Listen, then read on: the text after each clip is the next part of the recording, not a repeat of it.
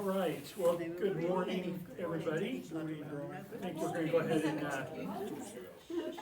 go ahead and get started. We have a lot of ground to cover today. And I know there are a few folks who sent their apologies, and there may be some others coming in a little late, but that will be just fine. So why don't we start by centering ourselves with a word of prayer.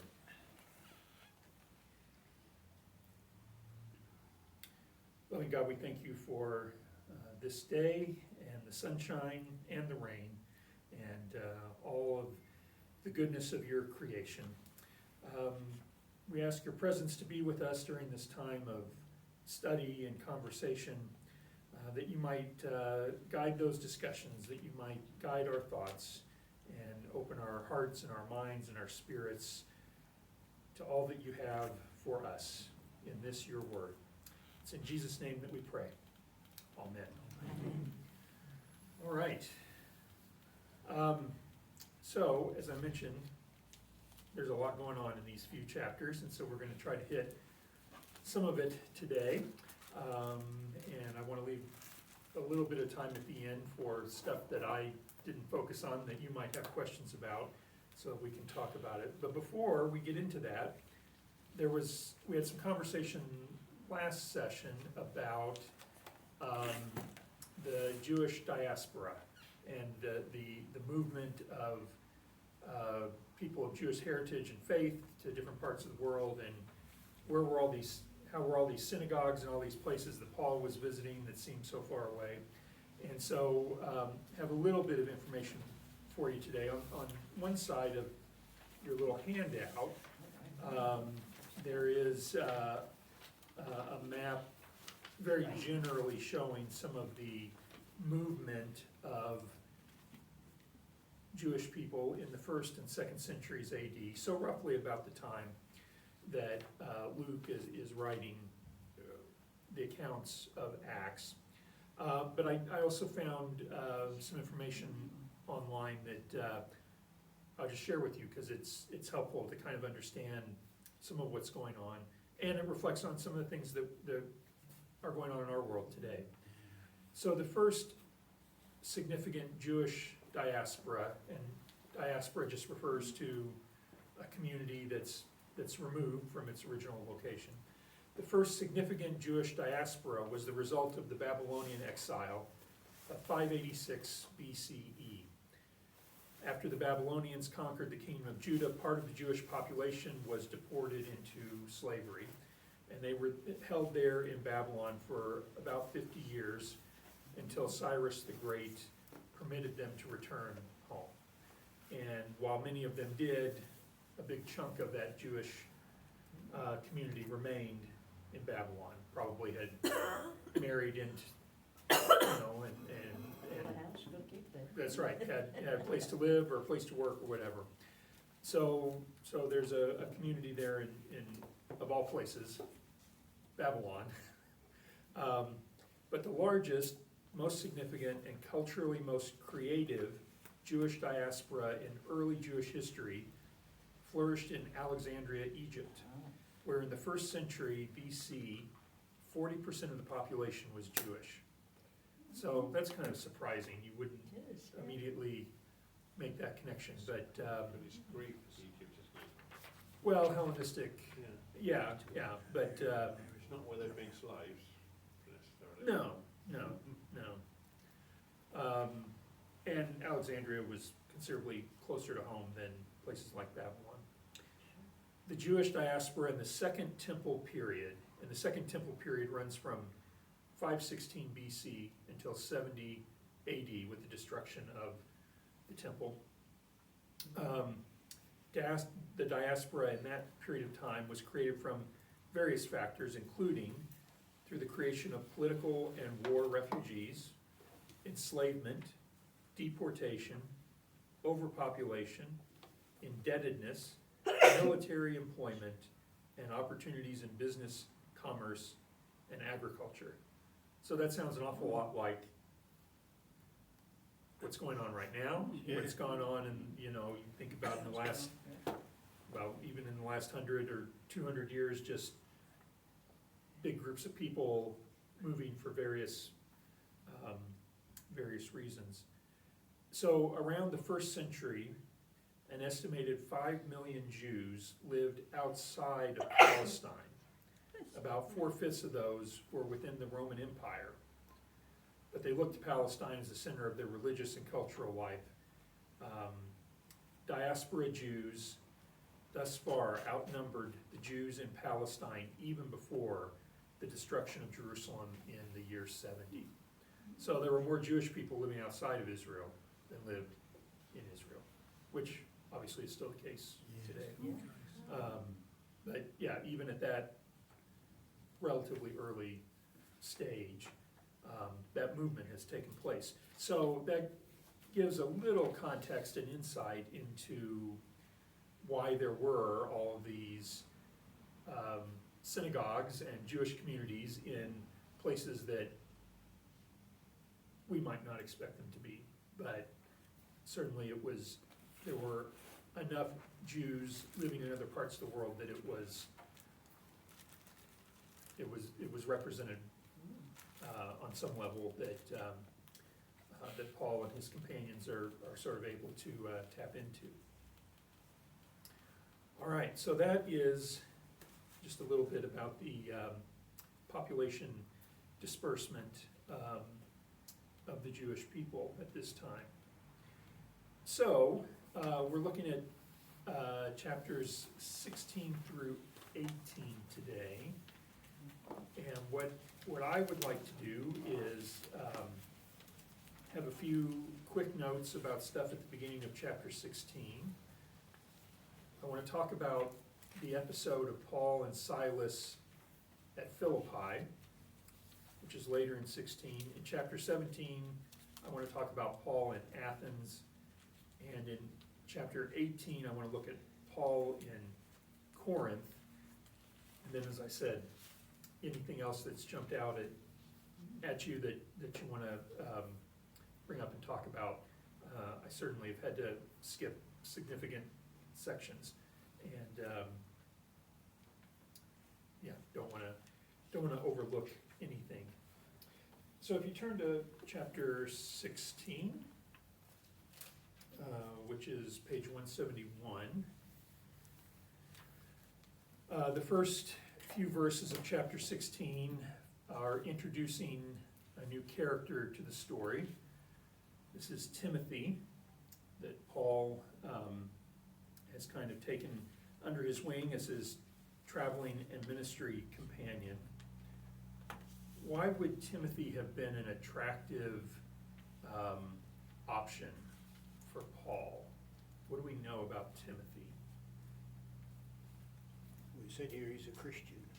His mother was a Christian. His mother was a Christian. Yeah, We said here we're a Christian. Believers of Timothy. well, he had a good reputation. He would have been, he might have not Christian have thought bilingual. Well, Oh, it could be bilingual. His his father was Greek. His father was Greek and his mother was a Jewish Christian. That's So, interesting at breakfast. yeah.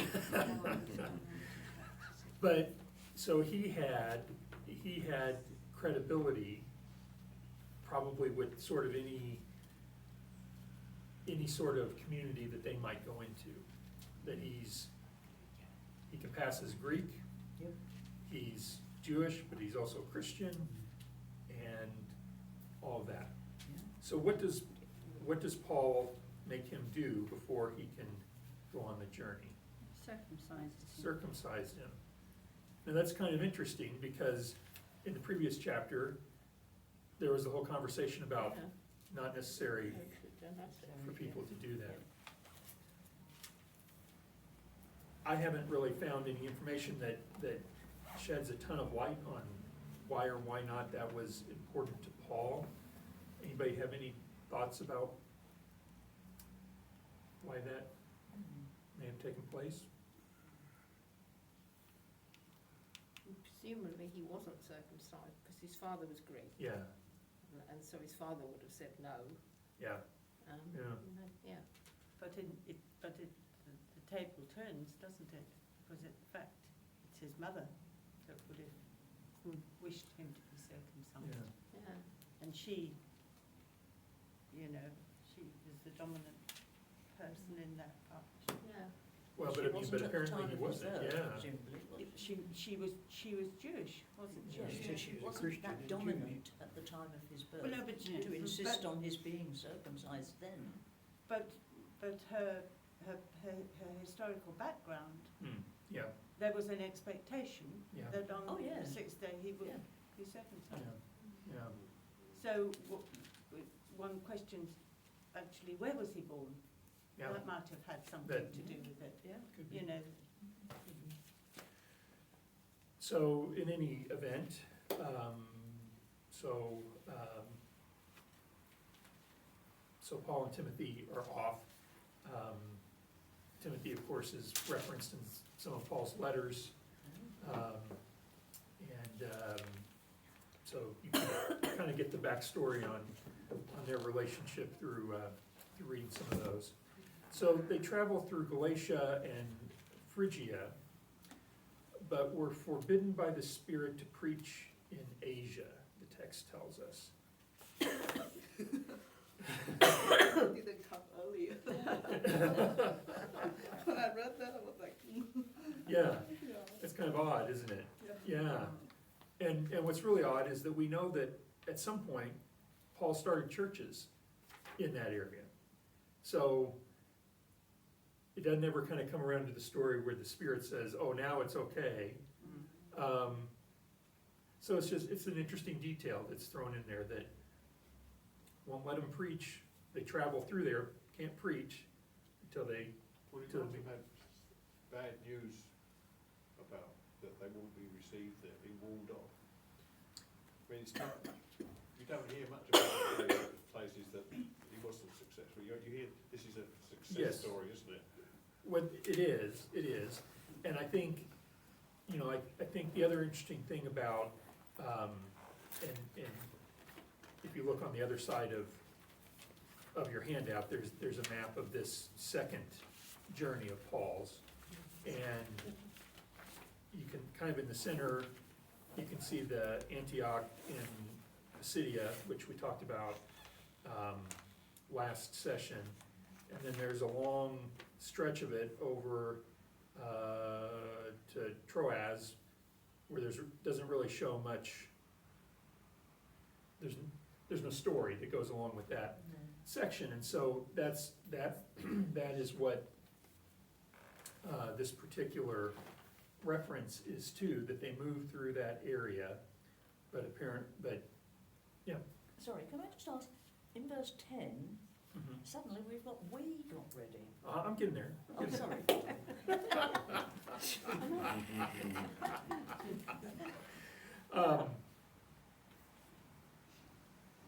See, now you throw me off.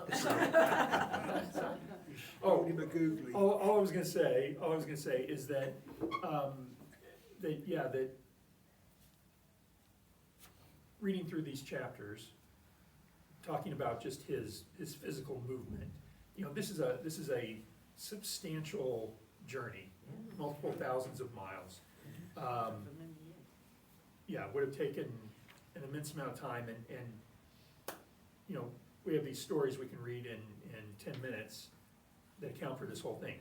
So part of that is just a reminder that for Luke, we have to remember what his context and audience is, that for him what was important was communicating the success of Paul's mission and the success of the church. So the historical details are not really that important, because that's not his objective, is to write a history or a daily diary of what Paul was up to, but he's concerned to stress that the churches that Paul visits were strengthened and growing. So yes, there's a lot of that. But All right. one also has to say that, as with any mission, even today, you needed a period of preparation, which is probably where the intervention of the Spirit comes in. Yes. They needed time to prepare for what was their message that they were to deliver to the people Yeah. they were about to Yeah. visit. Yeah.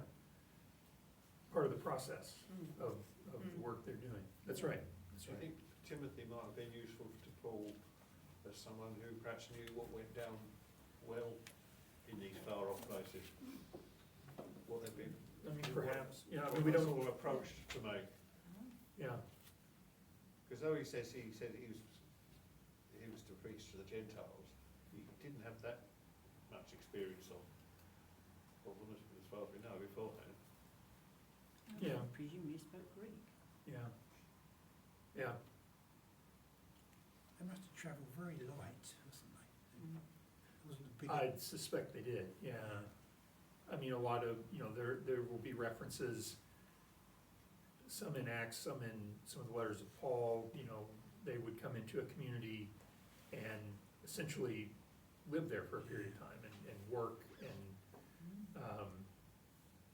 I'm sure some of that was integrating themselves into the community, so, they had some credibility, but probably also, yeah, I mean, that's probably how they had to sustain themselves, stay in one place until they could afford to move on to the next. And establishing, think about people today that do church planting and how long and arduous that process can be. And here, they're doing that in communities that have never heard of any of the Christian stories or doctrine, and so probably, I mean, it's probably a tough sell, and yeah, it's just gonna take, you wouldn't wanna get 2 or 3 people going and then leave them. I mean, you need to have a sustainable group, so I suspect, it's not a whirlwind tour by any stretch of the imagination. So yes, in verse 10, the narrative becomes first person, which is seemingly odd and interesting. So I started to write out notes from this commentary I was reading, and I decided I would just read out of the commentary rather than copy all of it down. So,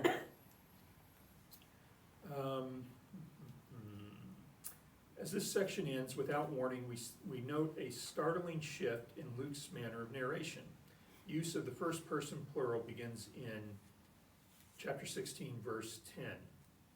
These we passages comprise a total of 97 verses, and what's interesting is it's not consistent. So there's 16, 10 through 17.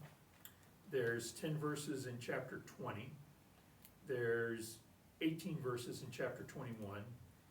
And there's all of chapter 27, the beginning of chapter 28, where it says we. So, scholars have advanced 3 possible explanations of these we passages. Perhaps the author of Acts was a traveling companion of Paul for certain portions of his journey and drew upon his diary at those points when he shifts into the first person plural. So that's one possibility. Others have suggested that we was found by the author of Acts in one of the sources they used, and that it was incorporated directly into his book, even though he'd not been an actual companion of Paul. The other possibility is that we is a literary device used by Luke as a subtle means of bridging the gap between the period of the church when Paul's journeys actually took place and the time when these journey stories were later assembled in accounts like that of Acts. So it goes on to say that it's unlikely that it was source material because linguistically it's almost identical to the rest of the book of Acts. That it's clear that Luke wrote those verses that included we. They were, his composition.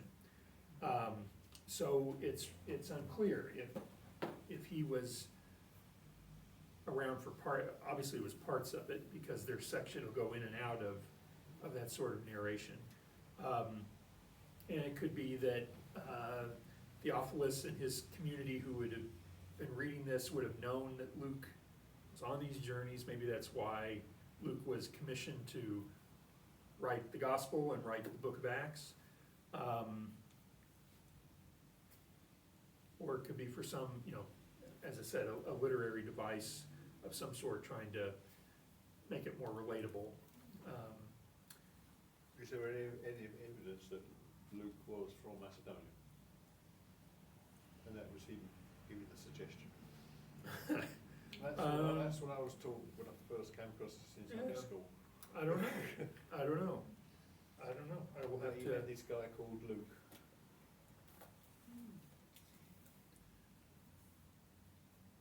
So like he was kind of discovered along the journey. Yeah, and says, why don't you come over to my place, sort of thing. I will look into that. Yeah, I don't know the answer to that. But I guess Because that's, immediately after he's had his it is, yeah, right at message, the end. isn't it? Mm-hmm, yeah. Okay. So, a whole lot of different things just in those first few verses. But just down the page from that, in verse 16, we pick up the story of Paul and Silas, and presumably Luke, because that's written in the first person, I believe. Yeah. And they're, and the story of what happened at Philippi. So just to recap real briefly, Paul and Silas are being followed around by a servant or slave girl who is possessed by a demon, and the demon gives her the power to tell the future. And she follows Paul and Silas around and says, these are servants of the Most High God. So she's kind of advertising for them, I guess. Paul gets fed up with it after a period of time and demands the demon come out of her. And it does, and she's restored to health. But what's the problem? She makes money for her owners. Yes, yeah. Yeah, she was a source of income for her owners. And now her ability to make money in the way that she did is gone. So this is another in the example of stories in Acts especially, where it kind of sets up the challenges when religious belief and practice comes up against economic interests.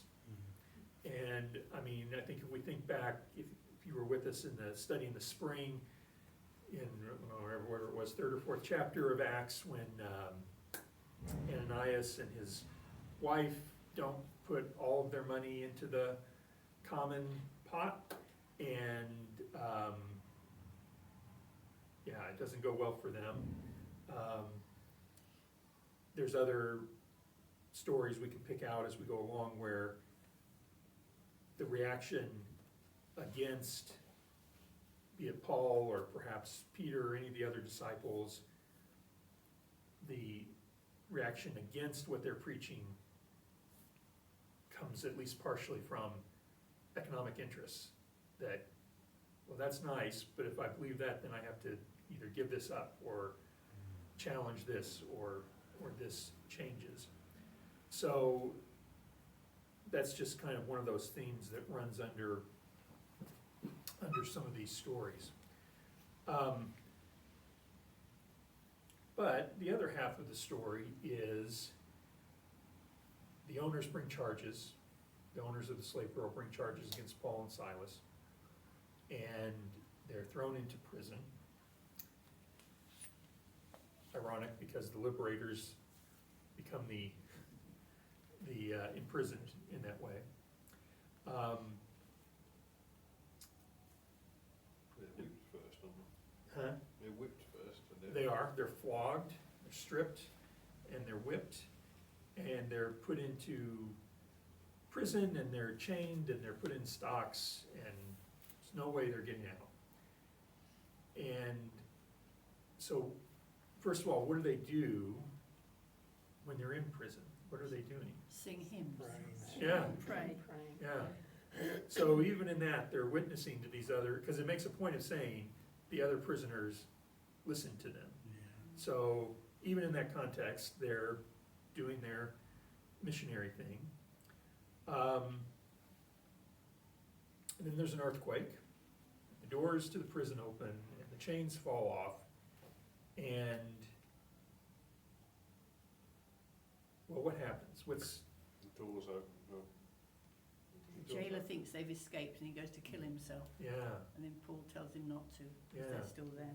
So, I mean, we remember the story of Peter escaping from prison, and they killed all the guards. So you can understand why the jailer might, be considering taking that action. Yeah, and so they tell the jailer, it's all right, we're here, we didn't go anywhere. And the jailer pleads for salvation, and there's a big conversion, and he welcomes them in, and he cares for their wounds and feeds them, and they're offered hospitality by the jailer's family.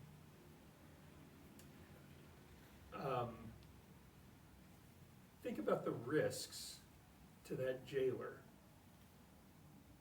in doing that. Perhaps he felt he had nothing to lose because the jail was destroyed.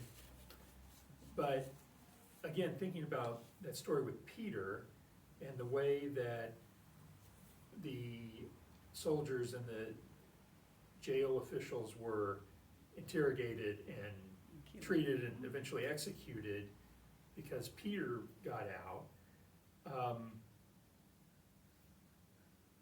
When the Roman soldiers show up in the morning and see Paul and Silas sitting at the breakfast table with all the jailer's family, I mean, that's probably not a good look for the jailer, I would think. Yeah. Presumably the other prisoners just walked out. Yeah, it doesn't, The ones it who've been doesn't, listening to the hymns. well, it doesn't really say, One got killed in the earthquake. and it doesn't really, They don't get the pardon though, neither does. it doesn't Or say. does that mean that because there's no jail, we can't keep any prisoners anywhere? Well, it's also interesting that the next day, when the officials come, there's not really an indication that there's been an earthquake anywhere else. Not that you would expect a big, but I mean, an earthquake is not usually an immediately localized sort of event, so you would think that whole area would be impacted by, whatever happened, so, and then when the Roman officials come back, after all this happens, Paul plays his Roman citizenship card. Now, this is the second or third time now that he's done that, and he'll do it again later in Acts. But what happens as soon as he identifies himself and Silas as Roman citizens, suddenly they don't want any trouble. They don't want to get in trouble, And you think about why didn't he say that when they got arrested? But he didn't. So, in part, that may also help save the jailer, because they don't want to mess with somebody this Roman citizen is friends with or whatever. But it's just interesting to see how that Roman citizenship is very valuable to him,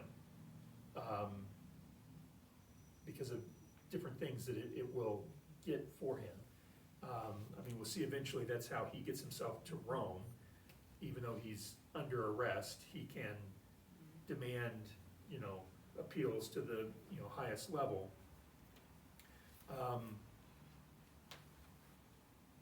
Yeah, but he obviously doesn't flaunt it. He doesn't act or dress or whatever in a way that would suggest to anybody on appearance, oh, you're a Roman citizen. Yeah, and he waits and does that after they've been flogged, after they've been in prison, after that whole incident. So I think it's just interesting to kind of watch that movement and how I think Paul is portrayed as being very, I don't know what's the word I'm looking for, takes advantage of the situations around him to achieve his goals. How would they know he wasn't just making it up? Do they have some sort of document Well, or a ring or something that, what I don't did know. he do to qualify for citizenship? Presumably pay a lot of taxes. No. Well, he was, His father was running. yeah, Oh, yeah. it's It's a family hereditary, thing. yeah. Right, Yeah. okay. Yeah, I mean, they didn't have passports back then, so I don't know, exactly how he proved that, but every time he mentions that, immediately Yeah, something changes. So in some way, he was able to offer that. But again, it's very opportunistic in how he takes advantage of the situation to, and we'll see that when he's in Athens, when we but talk about they that. didn't have medallions or tags or tattoos, so it wasn't like that. That wasn't a. Yeah. I don't know. I'll see if there's any, I haven't read anything that talks about that, but that's a good question. That's a good question. I just want to interject one thing real quickly on a literary level, and probably bore you to death for a minute, but I find this interesting. You may remember when we started studying Acts, and I was talking about a literary structure called the chiasm, which is a point A, point B, point C, point B prime, point A prime. You can see it in different stories throughout the Bible, ancient literature in general. And the point of it is, if you diagram something like that, the central point is the most important part, is what the author wants to be the most important part of the story.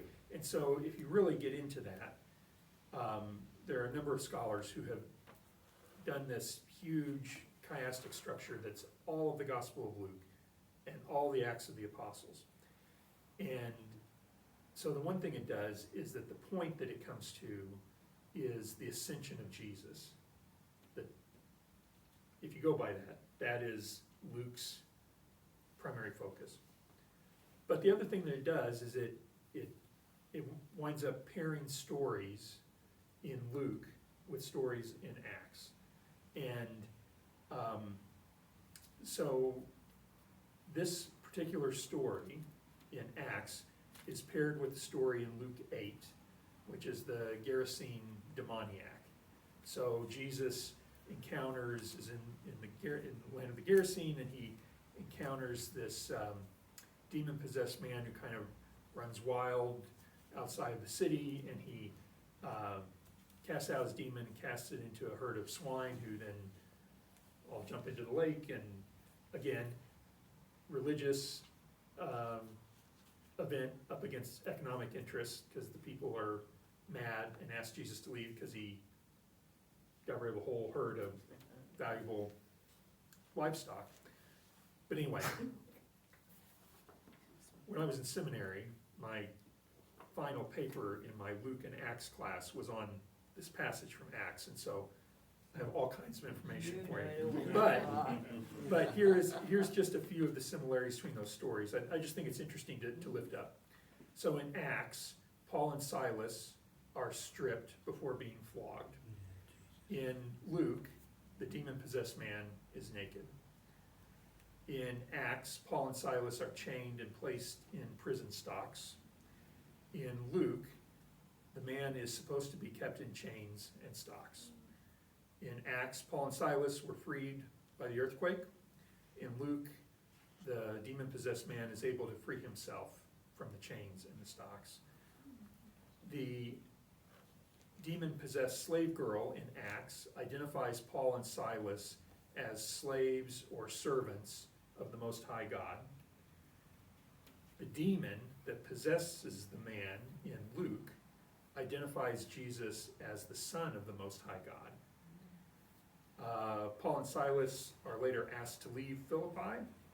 Jesus is asked to leave after the exorcism. Paul and Silas leave Philippi when requested. Jesus leaves when requested. So it's just interesting, the structure of those stories, whether or not you buy into that the whole thing is this, I mean, think about how you would have to organize that in your head to write it. But it's just one of those interesting Does this things. giant structure also maybe the reason that the extension is described twice?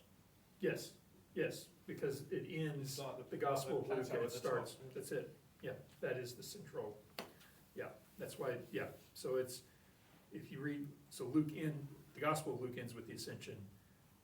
Acts starts with the Ascension. And that's the central bit. Right, so anyway, you can wake up now, that's over. It's better than last time. Huh? I got a bit bogged down the first time, but it was a bit clearer that time. Okay, good.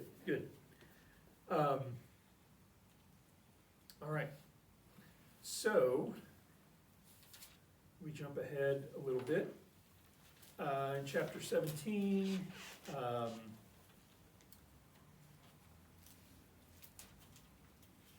they continue preaching. There's a point at which Paul leaves to kind of get out of the way for a while, and he goes to Athens and waits in Athens for Silas and Timothy to join him.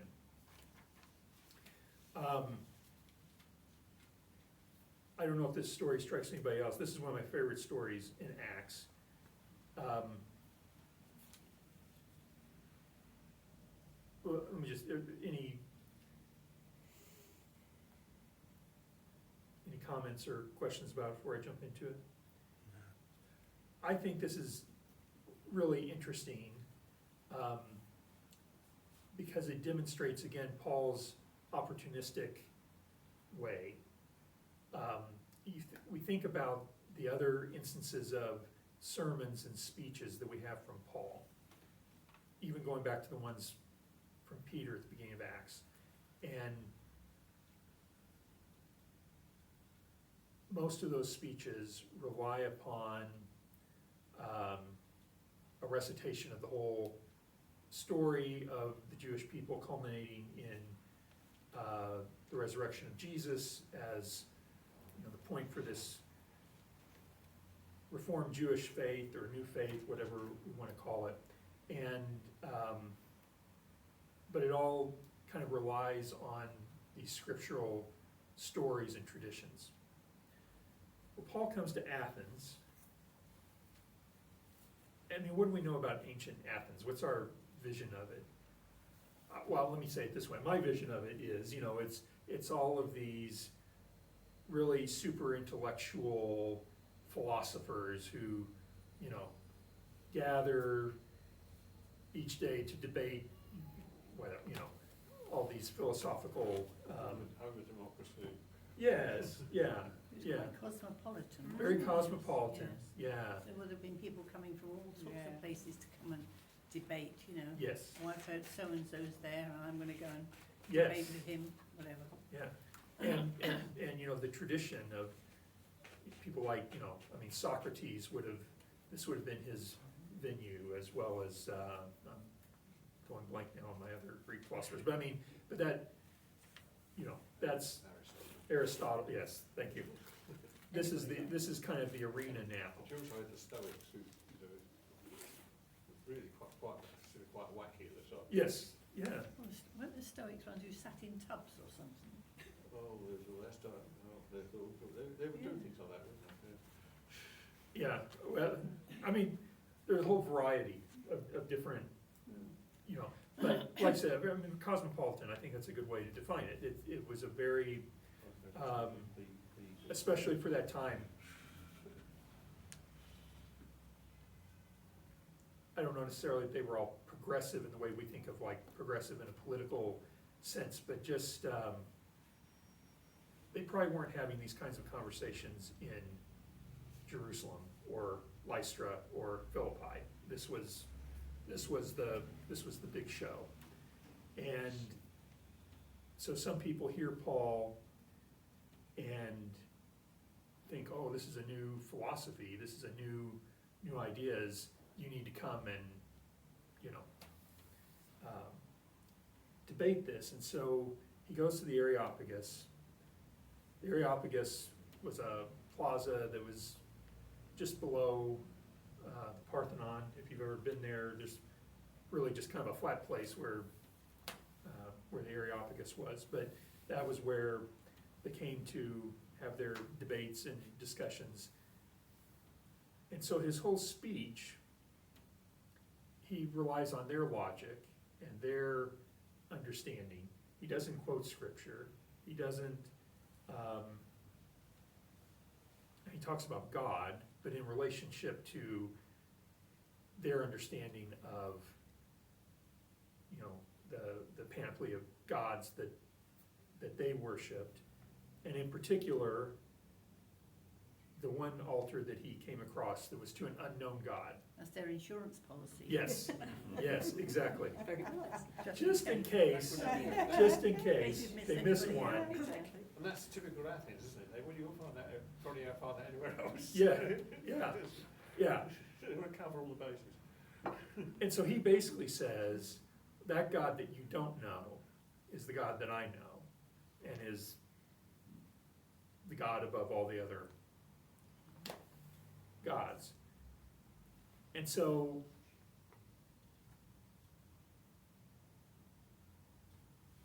basically what we see here is a shift in how Paul tries to get his point across. He moves from a scriptural based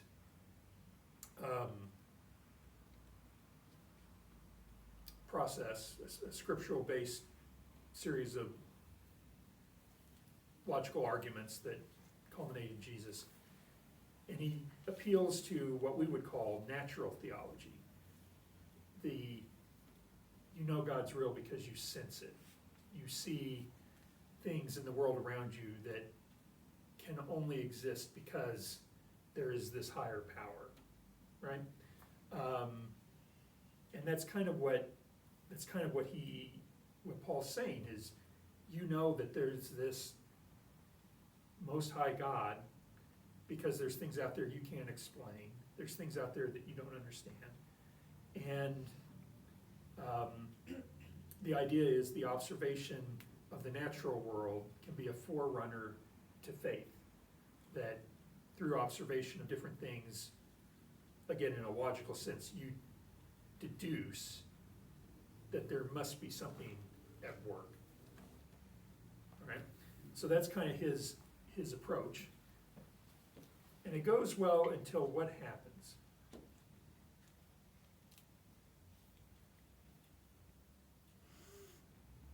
Verse 32. Resurrection. Yeah. He goes through all that logical explanation of things. And at the very end, he talks about the resurrection. And essentially, if you're thinking about natural theology, the resurrection's difficult to fit into that structure because you're observing things in nature. Obviously, if you witness the resurrection, I guess that would be an observable event. But in the way that he structures his logic, in the minds of those who were hearing him that day, that's where the logic ends. And again, thinking about the context in which he's speaking and the people to whom he's speaking to, suddenly he went from very reasonable and logical to this crazy idea that people come back to life. And everyone knows from watching what happens, people don't come back to life, so this is inconsistent with his argument. And so that's what stirs up the people in Athens. My favourite bit is the bit in verse 21. For all the citizens of Athens and the foreigners who live there like to spend all their time telling and hearing the latest new thing.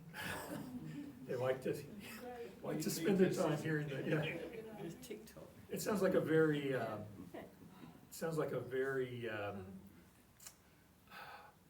casual sort of existence, doesn't it? You know, get up and you have your breakfast. Well, maybe I'll go up and listen to the philosophers today. You know, it just. But yeah, Nothing changes, does it? Except people aren't so philosophising these days, but they're wanting to know the new things. wanting to know the new things. That's right. Yeah, yeah, Not necessarily in philosophy. yeah. To listen to your influencer.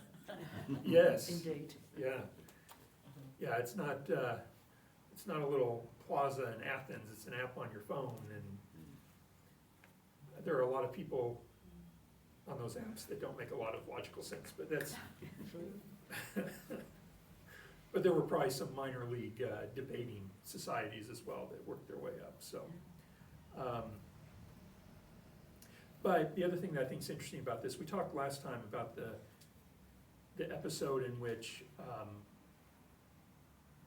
guess it was Paul and Barnabas at the time, were mistaken or were treated as if they were Zeus and Hermes, if you remember that.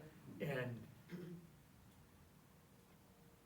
yeah, and even though it's a different context, so you have that instance where they were sort of mistaken for these gods. In this story,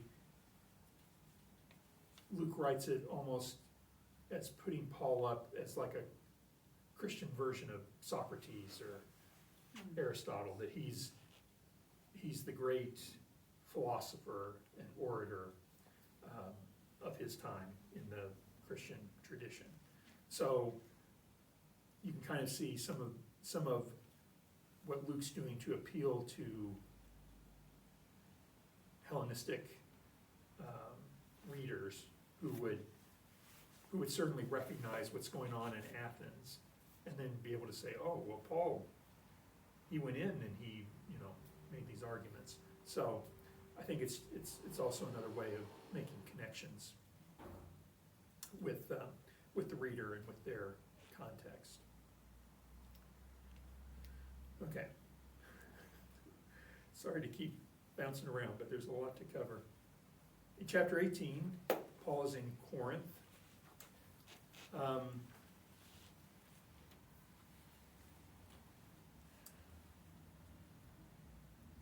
So there's just a couple things I want to lift up here. Eventually, and let me find the verse because I didn't put it in my notes.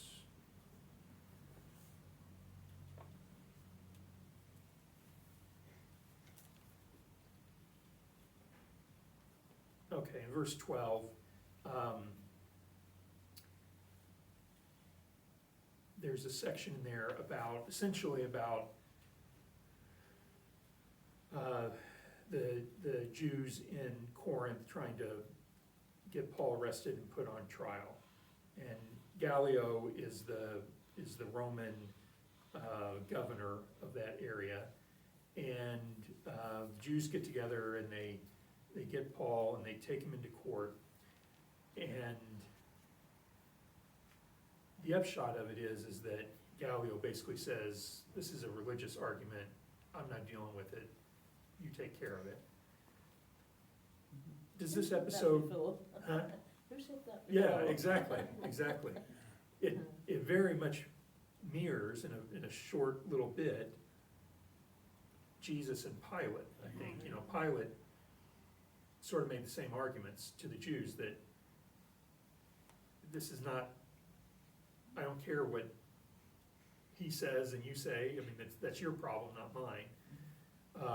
obviously Pilate eventually gave in to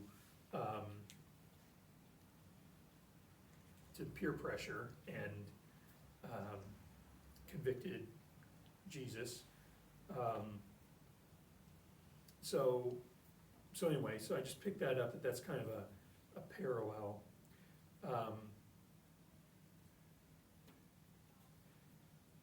It's hard in verse 6.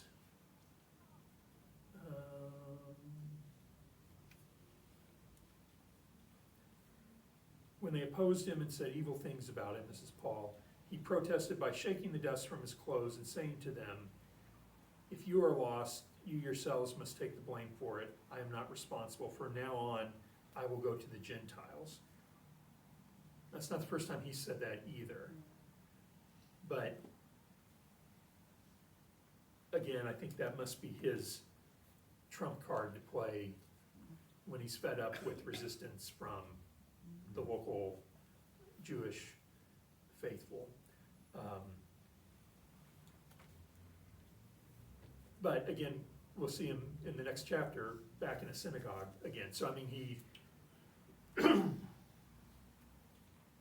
gets angry and he says, forget it, I'm just going to the Gentiles. And maybe does for a little bit and then winds up coming back. The Jewish people weren't really ever trying to get Gentiles to join them, were they? No, well, because they would have been considered off limits. They weren't Yeah. clean. I mean, they never tried to encourage people to join them, did they? Yeah, they consider themselves to be special, didn't they? Yeah, yeah. They're above them. Yes, yeah, and there are stories of converts to Judaism, for sure. Yeah, it doesn't seem like there was a massive evangelism effort. No. That's kind of what you're Yeah, suggesting. Yeah. Yeah, and probably because of the nature of their faith and understanding, that they were the chosen people and they had to be careful about who and what they exposed themselves to, and so you get, very quickly you get very insular communities of people, and I mean, when you have enough of them and you can continue to grow and grow in that way, yeah, you're probably not overly worried about evangelizing people to join you. Yeah. And it's kind of it's a different sort of connection than what we would think of today, in that being a Jew was a religious statement, but it was also like a racial sort of thing. And obviously, Children of Abraham. yeah. So even today, there's a lot of people who would identify as Jews who are not religious.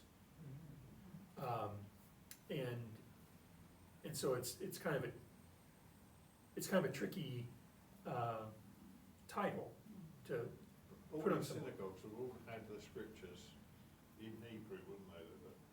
Some Yeah. of Sharma's programs, he talks about the religions of the monotheistic religions of the book. Yes, He talks about the scriptures, our Bible, Quran. yeah, We've got that, the fact that it's not, the most important thing in the synagogue is the scrolls.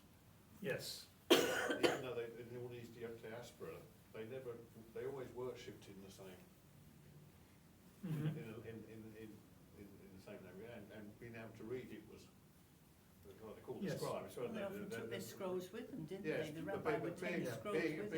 it was a thing for literate people. Wasn't looking Yes. at a temple and images and lots of eating and orgies or whatever. yeah. Being a Jew is not just being religious, it's your race as well as your religion. Yeah. Yeah. The two are inextricably It's a way of life. combined. Yeah. Mhm. I mean, I'm a Christian, but that's not my race. Yeah. It's my religion, but Yeah. being a Jew, your race and your religion just go together, and they can't be separated. Yeah. And Islam are sort of continually using a separate language for worship, using Arabic in the same way as Yeah. as the Jews use Hebrew. It's Yeah. a reserved language that they only use in well, those usually used in situations. church, yeah. Yeah, When that guy did a speech, I tell it, he actually deliberately broke into, this week in the news, he Mm. deliberately broke into Arabic. yeah, It's almost like sort of making it a a religious statement, yeah, yeah, But didn't we go through something similar in the Reformation, because up to that point it was Latin, wasn't it? Yeah, yes, or Greek in Yeah. the other, Yeah. yes, yeah. yeah, Yeah, people went to church and didn't have a clue what they were praying yeah, about. yeah. Exactly. Yeah, and so there's a point at which, there's a point in all those in which the language reserved for religious rites no longer becomes the vernacular of the people. Well, even in Jesus' time, he didn't speak Hebrew, he used Aramaic, which is similar, but. Yeah, but he would have known Hebrew. Yes, I mean, he was known Hebrew, but from in the synagogue. Yeah, Yeah, But we're not told that he didn't speak Hebrew in the synagogue, yeah, nor when he preached. no, we're not told. We don't- we're not told this. No, We make that assumption. yeah, because he Mhm. says he read from the scroll, That's or right. Yeah. whatever sort of thing. yeah, yeah. But those occasional words that we have, that he cried out on the cross and that, I can't remember what they Yeah, said. well, but I mean, you know, we have to remember too, It's gone through several. you know, I mean, whatever we're reading has been translated Yeah. again, Get and, lost in At the end translation, of yeah. of this Bible, there's a little bit about the Septuagint, uh-huh, and he's got some passages, yeah, actually, because they're referred to, the ones that are referred to, yeah, and there's a little thing there saying that was used for teaching purposes, but Yes. probably not in actual worship. well, that's probably true, yeah, yeah.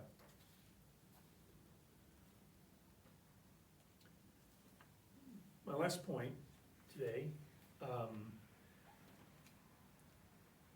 partly comes from this section in chapter 18, but really is coming from a broader, the last several chapters that we read, is just paying attention, and I hope you noticed as we went along, especially in the chapters that we read this week, is the relative prominence of women in these stories.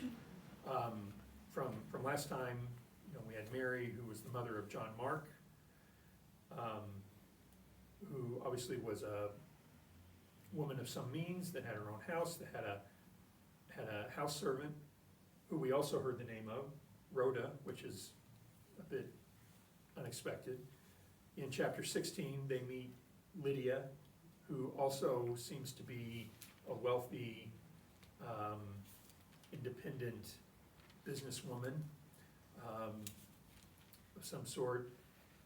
Even in the story in Philippi, there's the servant girl, the possessed servant girl that plays a role. At the end of chapter 17, the episode in Athens, it talks about Demarius. In one As place, someone he who- he says he actually speaks to the women at the synagogue, but he Yeah, can't remember who was somewhere in here. yeah, He said I there mean, were, presumably they'd be in a different part of the. he said there were building, many or- high, Greek women of high social standing, so they're mentioned, so obviously. well, and at the beginning of chapter 18, when he gets to Corinth, he meets Aquila and Priscilla, and they certainly appear to be what today we might call a clergy couple. I mean, they co-lead this community in Corinth, and so she obviously, you know, is in a position that sort of stands out as far as having leadership responsibilities and so forth in the church, which then makes you wonder, that's from 2,000 years ago, why did it take so long for churches to start recognizing women as ordained leaders, you know, in our context? There's plenty of examples if you go look for them. I mean, in verse 18 of 18, it says he left them and sailed off with Priscilla and Aquila for Syria. Yes, So she's got to be held in some standing. absolutely. Yeah, I think, yeah, well, I mean, yeah, I think what we would see in some instances is she's identified as Aquila's partner, and then kind of disappears, and the whole rest of the narrative's about Aquila does this, Aquila does this. But I mean, even through the end of chapter 18, she is, every time he's mentioned, she's mentioned. And so I think that's important. That's important to recognize and understand. And I mean, Luke in particular, even in the gospel, lifts up the role of women in Jesus' circle and among the early disciples and so forth. But certainly he's interested in identifying these women who are playing, which would not have been normal or expected among other people writing at this time. Okay. But that point about, the whole thing about Lydia, of course, is that she earned her living from the selling of Roman material to Mhm. the Romans. Yes. She was the supplier. Yeah, The purple which was the Seller of the empress purple. used, yes, which Yeah. was You the, know, the but most expensive, that's why her introduction is so important right at the beginning, That's right. because that was, she was, comfortable with working with the Romans. That Yes. was her daily Yeah. job. Yeah, And she was obviously good at it and a very well established. quite an intricate trade, wasn't it? Yeah. Because I mean, it was made from a little grinding up a little Yeah. insect or Yeah. whatever. So the women who worked for her, who presumably were not Romans, yes, yes. that was why she had such an influence over the situation. Yeah, yeah. Yeah, you get another case somewhere, was it the jailer, who he says, he decides that he's going to follow Paul and Silas, Uh-huh. and suddenly all his family, they've not, they just do as they're told, really, don't they? Well, it's the story with Peter and Cornelius, same Yeah, way, yeah. it's, Yeah. here's the family, let's do this, so. Yeah, brings up some interesting contrasts and so forth. All right, so next time, chapters 19 through 24, I'm gonna hope to get through that in under 4 hours.